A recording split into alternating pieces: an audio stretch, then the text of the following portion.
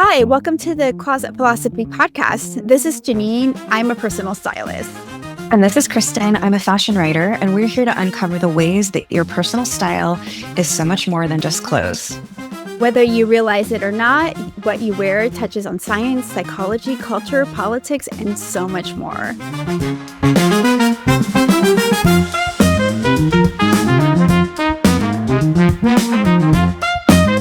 I'm so excited you're here, and it's a great day. But I got really sad news this morning.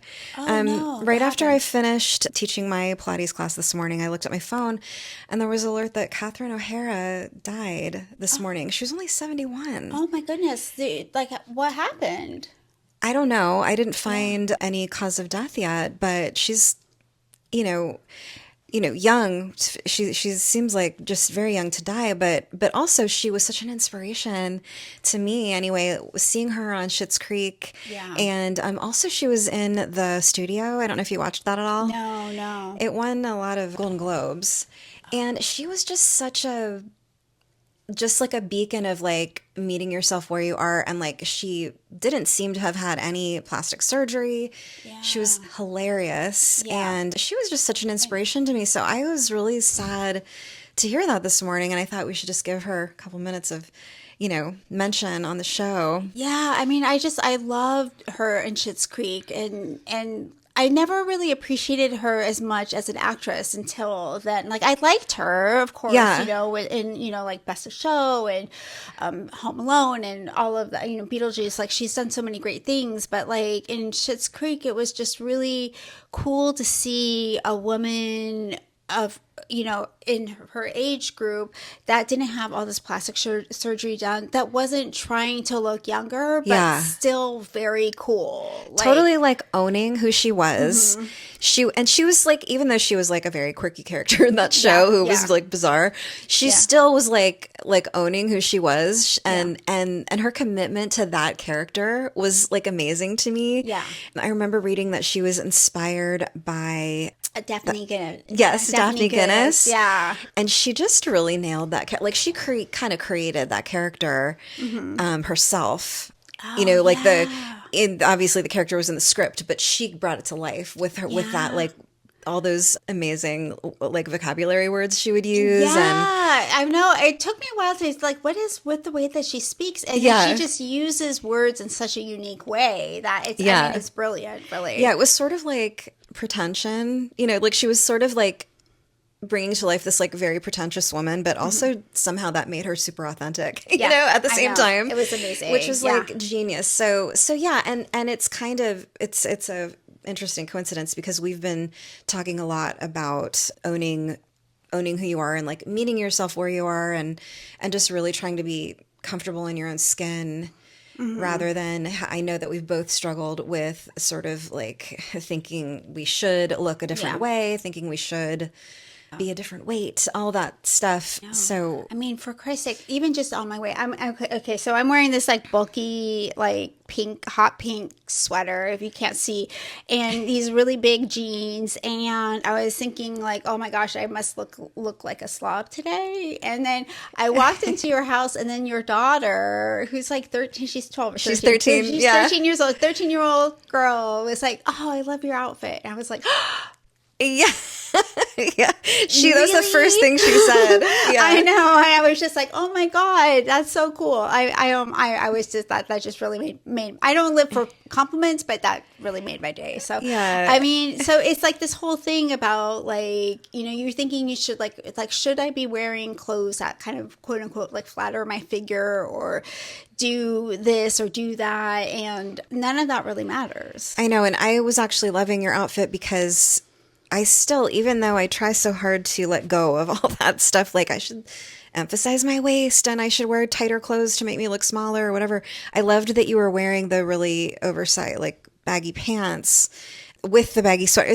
I think it looks super chic, so it's nice to see it on someone else and then be like, I'm totally going to wear that. I might get those Cos jeans. Yeah, these are great. I love these jeans. And that's another thing, too. It's like they say, like, oh, petite people shouldn't wear baggy clothes. It's another should. It's a should. And, like, I'm 5'3", and I do it all the time. And I mean, do I look bad? No, you do not. Oh, okay. Well, I mean, it doesn't. But the whole thing is, it doesn't matter. Like it doesn't go in line with public consciousness, but at the same time, like, I'm happy, and that's what shines through. Absolutely.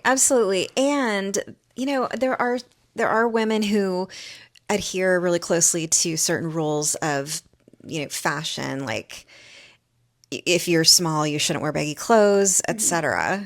Mm-hmm. And we're not dressing for them, right? We're not dressing for them. We're dressing for ourselves. Yeah. Not that it's easy, though. It's a struggle. Yeah. It kind of makes me think of this kind of interesting thing. Like, when I was in my 30s, I was so paranoid about my 11s. Like, I thought that they were so obvious and that they made me look like I was frowning all the time. I was just like, they make me look ugly. People can see. And also my, what do you call these lines? The nasal labial folds. Oh, yeah. Yes. Yeah. And I had those too. Even like in my early 30s, I had them. And then I was like, okay, I think I was in my mid 40s when I was just, and I was onto TikTok for the first time in 2021. And I thought at that time, nobody wanted to see older women on the internet. And I was just like, okay, so I need to look younger. I need to use filters. I had those threads put into my face. And I had I spent thousands of dollars. I'm curious about that because I let go of wanting to do that, but I did go through a phase where I was like, oh, I want to do these threads because it's less than a facelift, less involved and less expensive, but it seemed to really have that lift effect. So it's interesting that you actually went through with it. If I had $5,000 extra, I would have done it. But I don't know if it was worth $5,000 extra. And I went to a reputable person too. I don't know. And she's like, oh, you need to get fillers and all of this kind of stuff. And when you're in there, they always come up with all these other things that you need. Yeah, that you quote unquote need. It's really and it's just this never ending thing. And so, I wore a wig and all of that kind of stuff. And I tried to lower my voice. I tried to be something else. And I was just so riddled with I should be something else other than I am. Yeah. But when I really came into myself and said oh, I'm just gonna, have my real hair and I'm not gonna do those Botox and fillers and things anymore, I actually think I look better now than I did back then. And that was 5 years ago. So wow. I'm 5 years older and I'm sure I look 5 years older, but I feel better now than I did back then. Well, it inherently feels better to just own who you are instead of this striving, this constant striving to look a different way, especially when it's to look younger.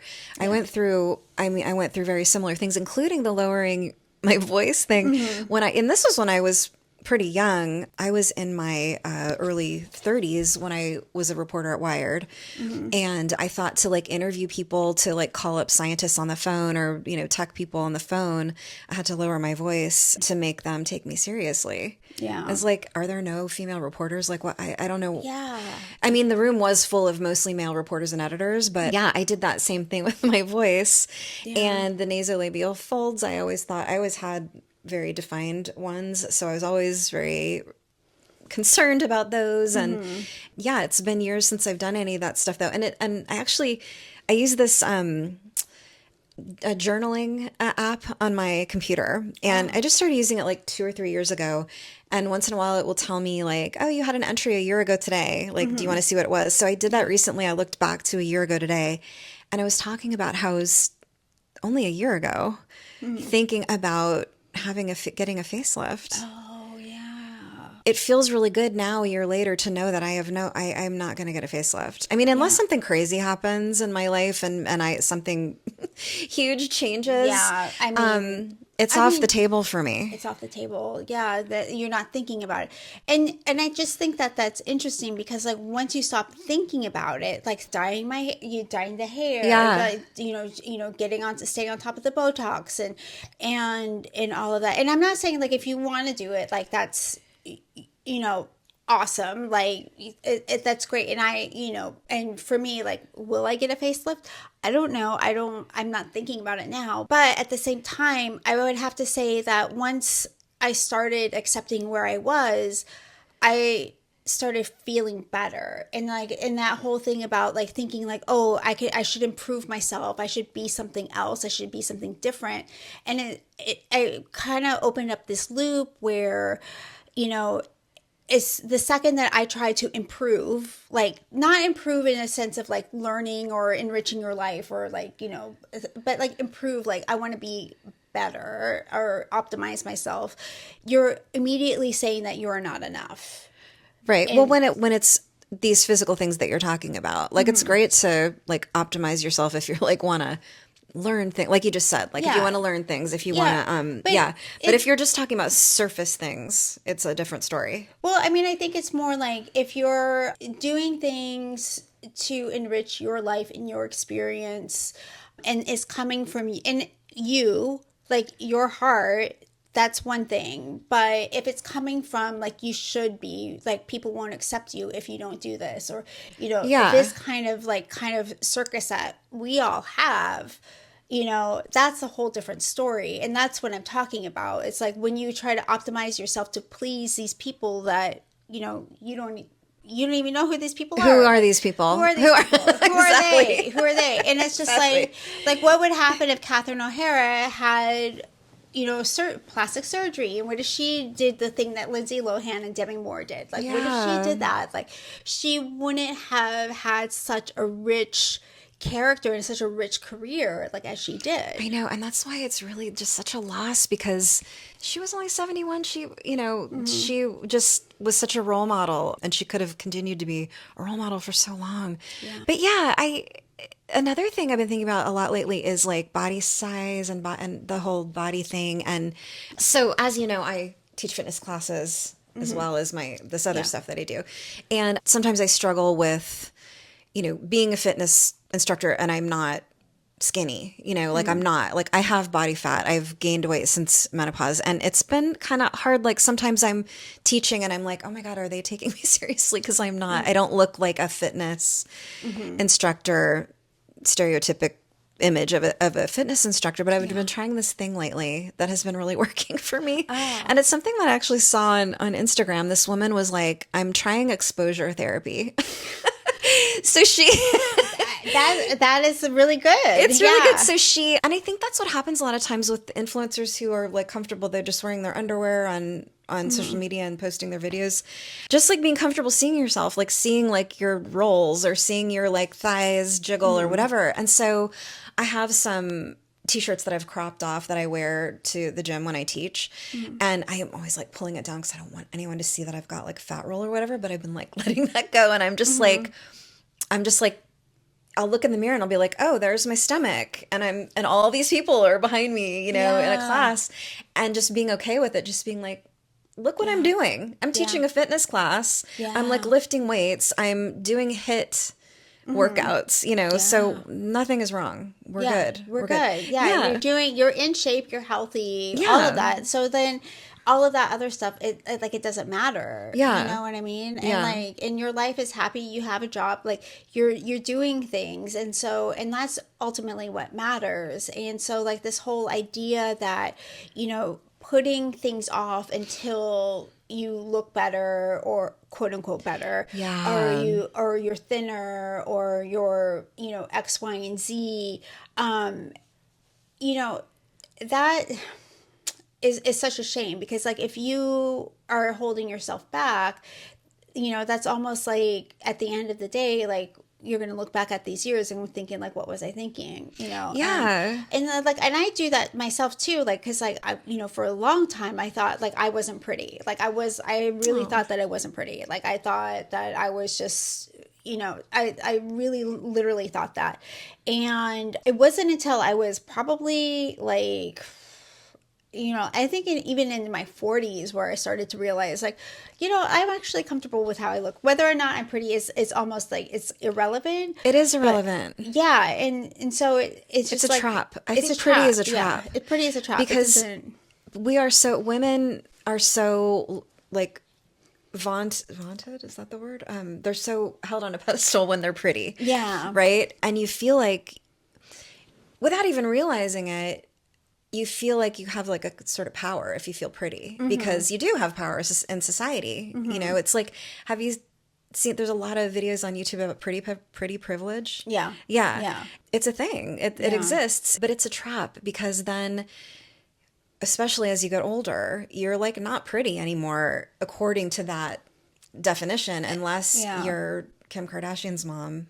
Yeah. Who now looks like she's 35. Oh my goodness, that's so crazy. But that's exactly it. Because if you hold yourself to that standard like beauty fades. It goes away. But if you hold yourself to another standard, a standard of like your own, self-confidence, And then integrity and authenticity. Yeah. and then that beauty is everlasting. And so and I really truly believe that. Like, and I think that even now, like how I feel about myself, like I feel so much more confident now because I've let go of so much of that in the past. And so Same. and I really do think that it has to do with like personal style, because like, I was just thinking, like, my style like, there's a lot of people who have really great style, but they are not comfortable in their own skin. And so, and like they put themselves, and I see them because they're really talented, but they're like, you can see the wheels turning, like as they're making videos, that they're holding themselves back. And that is standing in the way of us seeing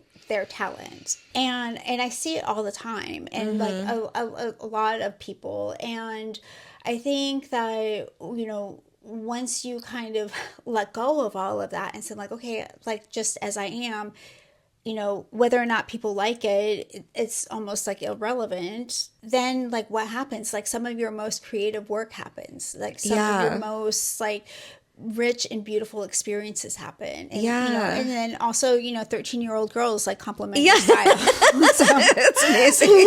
it's amazing. Totally. Well, I think it's clear from seeing your work on social media and the work that you do with styling and everything that you've gotten to that place, which is really cool to see. Thank you. And it also reminds me of Asta, who's going to be on the podcast. Oh, yeah. She's so creative, and she's coming up in a few episodes, but her Instagram handle is Asta Hearts, I think.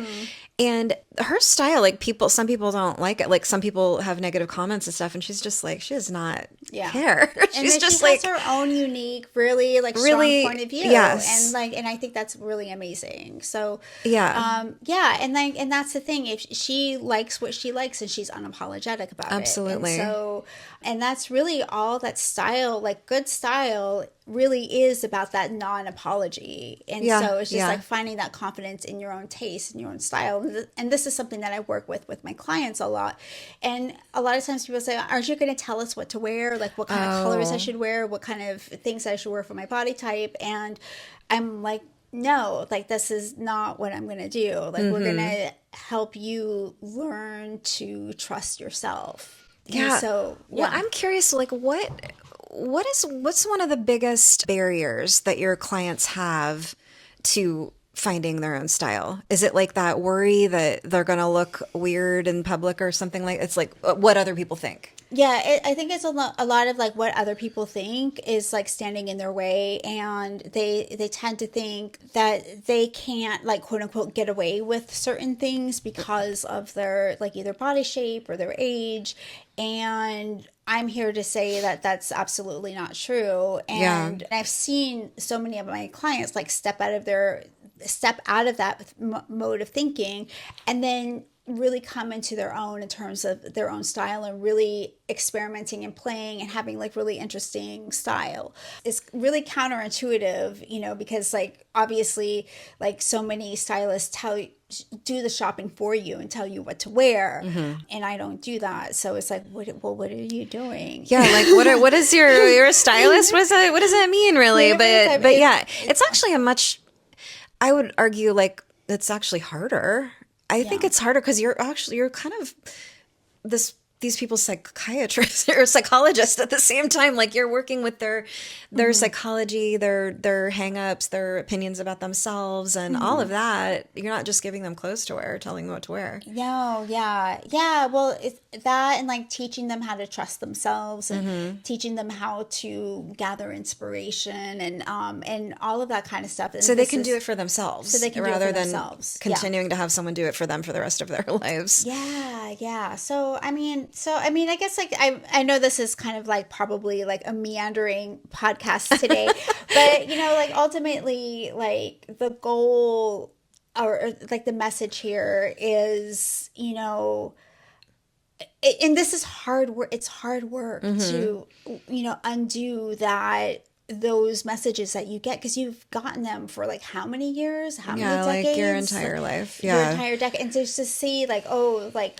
what happens if I step out of that and into a new way of thinking, it's scary. And so and a lot of times, like, you know, like recently, like I had like gained like 5 pounds, I gained like 10 pounds, and I was just like, oh no, like, and then I was like, oh, I got to get back into like dieting. And I was like, you know what? Like, no. Good.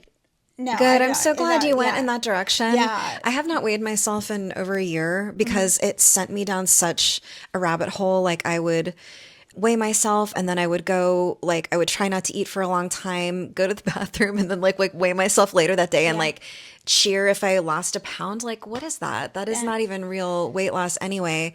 So I just decided not to weigh myself, and I'm actually happier. I actually also decided not to talk about what I'm eating. Like I didn't even realize it, but I used to talk all the time about what diet I was doing, you know, when I would meet up with friends, like for dinner or drinks or whatever. And I read this book. The book was actually called The Fuck It Diet, which it served its purpose for me at the time. But the woman who wrote it said, just try not talking about your diet and notice that it will not be discussed. Like I realized if I didn't bring it up, no one was talking about what they were eating. Like I was the one bringing it up all the time. And I was like, oh my God, it kind of changed my life, because it was like, okay, let's talk about something more interesting and more meaningful. What are we going to talk about now? Like, I mean, not what I'm eating. Oh my gosh. Yeah. So but I love that. I love that whole thing. Just kind of maybe just like hold back for, I mean, obviously talking about food is like a really like a bonding thing, but at the same time it's like just like shifting your perspective and shifting your behavior just a little bit can open the doors to like a whole new way of thinking. So, just like decentering those things that are not giving us life, that are actually like taking away, and like you know, just you know, like we were saying at the beginning, like meeting yourself where you are, just being, it's easier said than done, but like getting towards that authenticity that you own. And I guarantee you'll be happier. You will. Yeah, we promise. We promise. I promise you. I wish I had figured this out like 30 years earlier. Like I can't believe like I it would have been a whole different person. It's not our fault. That's just the way it is. It's the patriarchy's fault. The way it is. Yeah. So anyway, well, if you have your stories, we'd love to hear it. Email us at hey@closetphilosophy.net and tell us about your journey into accepting yourself just as you are.